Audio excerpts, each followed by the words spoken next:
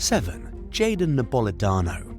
In July 2022, a disagreement between former romantic partners who were still frequently hooking up turned ugly when 22-year-old Jaden Napolitano went to her ex-boyfriend's apartment in Delray Beach, Florida to pick up a few of her belongings. According to a police report filed not long after, the pair had broken up 4 months earlier, but were still seeing each other casually. But things quickly went sour when the ex-boyfriend started dating another woman, and Napolitano was accused of slapping and punching him in the head during the property retrieval as he tried to block her. The report said that the young woman's ex defended herself by putting Napolitano into a tight bear hug. He ended up pinning her down to the ground, and when he finally let her go, she threw a stick of wood at him, hitting him in the arm. Napolitano was also accused of throwing more objects in her ex's truck, cracking the windshield. The situation only got more heated when the ex-boyfriend's new girlfriend showed up. She and Napolitano got into a verbal fight, which escalated into physical violence when Napolitano lunged at the woman and punched her square in the face. Authorities charged her with domestic battery, criminal mischief, and aggravated battery. The outcome of the case is still unclear, but jail records show that nobody by Napolitano's name is currently locked up in jail where she was booked or incarcerated in the state's prison system. 6. Kelly Gates. In early 2014, a 21-year-old woman from Florida named Kelly Gates was accused of hitting her ex-boyfriend with her car and leaving the scene. According to a report, Gates got into her pickup truck during a fight with her ex, 30-year-old Mark Kennedy. As Kennedy ran toward the truck, Gates allegedly drove right into him. Thankfully, nobody was seriously hurt, although Kennedy reportedly suffered a broken thumb and lacerations on his leg. The report said that Gates told police officers she didn't initially report the incident, since she doesn't talk on the phone while driving. But law enforcement didn't see this as a valid reason for not calling 911, noting that there were plenty of places Gates could have pulled over to make the call. The young woman denied the allegation, but was still booked into custody on suspicion of leaving the scene of an accident with injuries. Gates maintained her innocence and was cleared of any wrongdoing just a few weeks later, when prosecutors declined to pursue the case further. 5. Albert Pacheco. During the 1990s, a police officer from Hawaii named Albert Pacheco pulled a single mother named Kathleen over for a traffic violation in Waikiki. Sparks soon flew between the pair, and they eventually got married and had 4 kids together. Albert wanted Kathy to be a stay-at-home mum, but she instead became a realtor and did well for herself. As Kathy's success grew, so did her social life, and she also started working long hours to keep on with her career. As he felt himself losing control, Albert became increasingly controlling and paranoid. He constantly thought Kathy was having an affair and told her she was disrespecting the Bible by having a job. At some point, he even began following her around. Kathy tolerated Albert's abuse for years, but his behavior eventually became impossible to overlook. The final straw came in 2001, when Albert followed Kathy to a party at work and accused her of cheating on him with a co-worker. Fed up with the mistreatment, Kathy decided to move in with a friend. Albert continued to stalk her, but she was afraid to pursue a restraining order thanks to his status as a police officer. As 2002 approached, Kathy revealed her plans to separate from Albert. A few days into the new year, Albert followed his wife home as she drove home from work and rammed his car into hers, running her off the road. He then got out of his vehicle, approached Kathy with a fully loaded handgun, and mercilessly emptied the clip into her at point-blank range. Albert then reloaded the gun and fired every bullet at his 42-year-old wife. Authorities charged him with first-degree murder. Albert took a plea deal and admitted to a reduced second-degree murder charge and a weapon-related count in exchange for a reduced sentence of 20 years to life. In 2023, a judge extended Pacheco's minimum sentence by a minimum of 9 years. He'll become eligible for parole again in 2031. 4. Jeffrey Glander. Janine Radliff was working as a pharmacist in upstate New York when she met Jeffrey Glander during the 1980s. They hit it off and started dating and were married only 2 years later. Over the next few years, the couple had 2 kids and settled down in Lake Placid. For a while, it seemed like the family was living the dream. The Glanders were financially stable and looked like they had a loving and peaceful home life. They were doing so well at one point that Janine was even able to put her career on hold to devote herself to her family. But the spark between Janine and Jeff began to fizzle, and at some point it burned out entirely. They became estranged, and Janine moved into a nearby cottage while Jeff decided to live in the family home with his new girlfriend. In 1997, Janine's car was discovered submerged in a lake with her deceased body inside. Investigators initially thought she died in a tragic accident, but a closer look at her remains revealed injuries consistent with strangling and the use of a weapon. They also found it odd that Janine's body was in the passenger seat and that the car was put in neutral.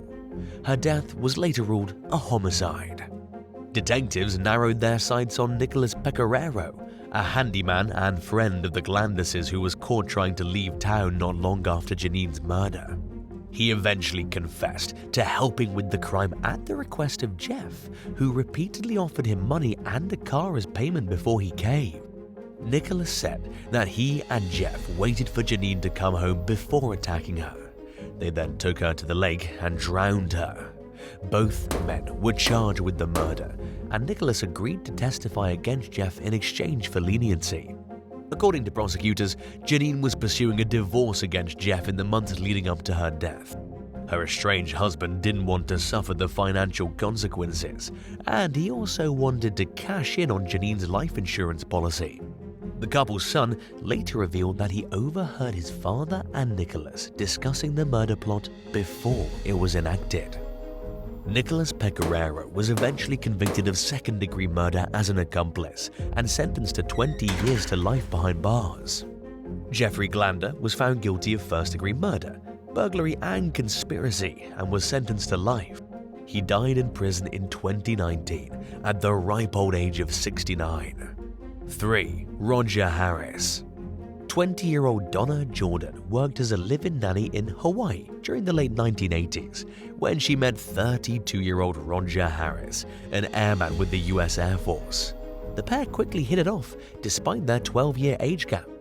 Less than a year after meeting, they were married. 3 years later, they started their family. The Harrises moved a lot thanks to Roger's military job. In the meantime, Donna pursued her nursing degree. Just as her career started to take off, Roger retired, and the family decided to settle down in Florida. At first, Donna worked while Roger stayed at home with their 2 children. But Roger eventually grew restless with domestic life and returned to working. The couple hired a young woman named Jennifer Palmer to help care for the kids since they were both employed.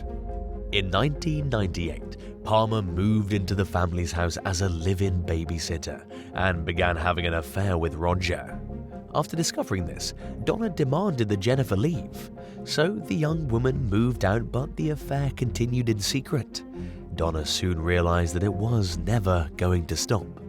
Roger promised that he'd marry Jennifer one day, but feared he would lose access to his and Donna's children. A few months after the drama first erupted, Roger ruthlessly fired a homemade nail gun into the back of Donna's head.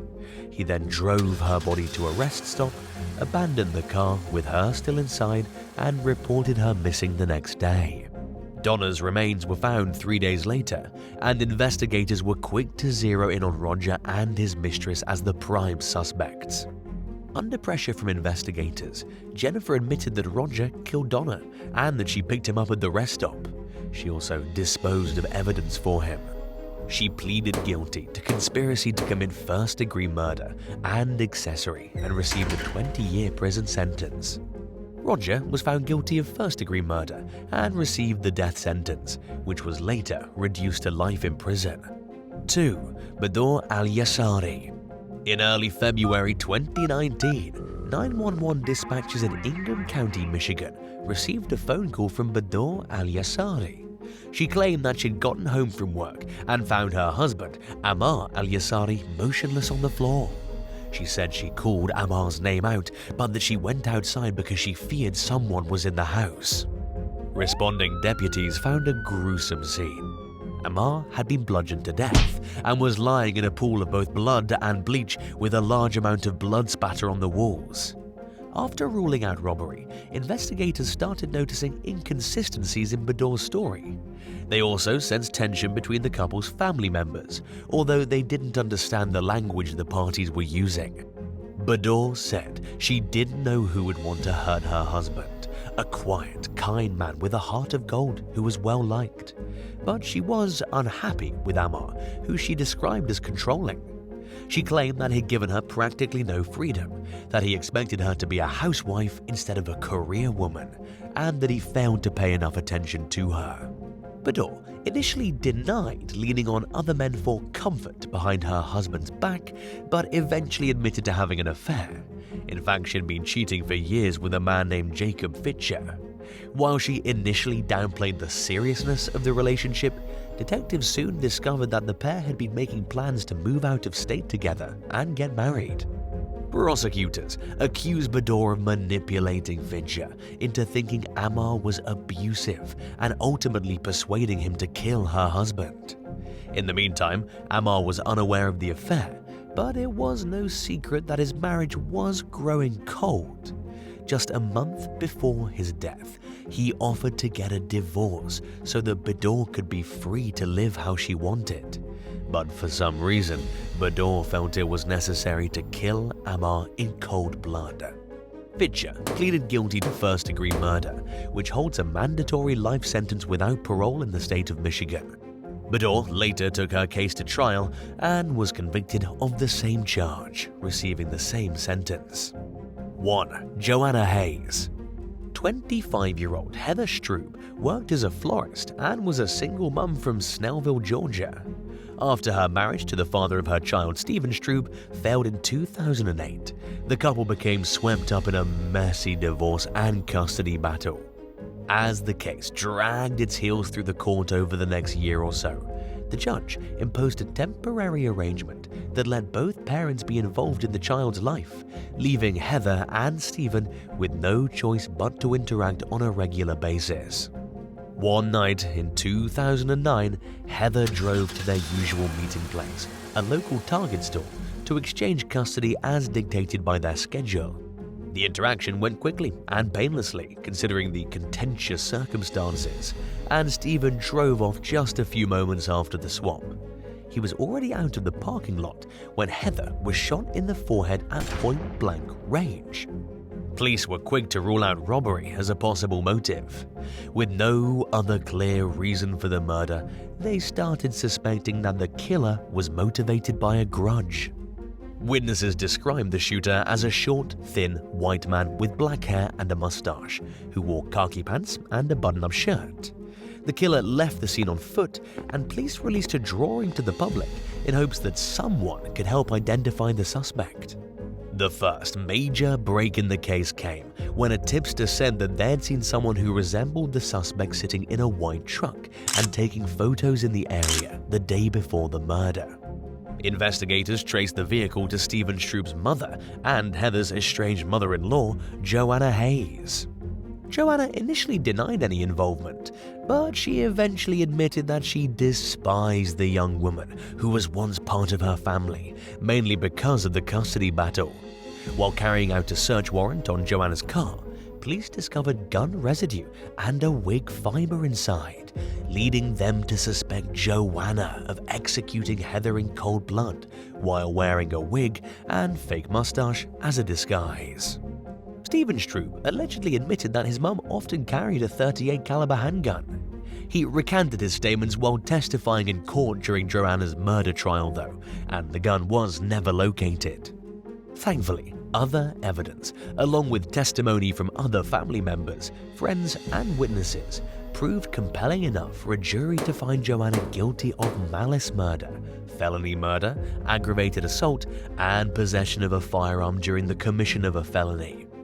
She was soon sentenced to life in prison without possibility of parole. Thanks for watching. Would you rather live next door to an ex who despises you and makes it clear at every possible chance that they can't stand the sight of you, or an ex you get along with but never got over, and their new romantic partner? Let us know in the comments below.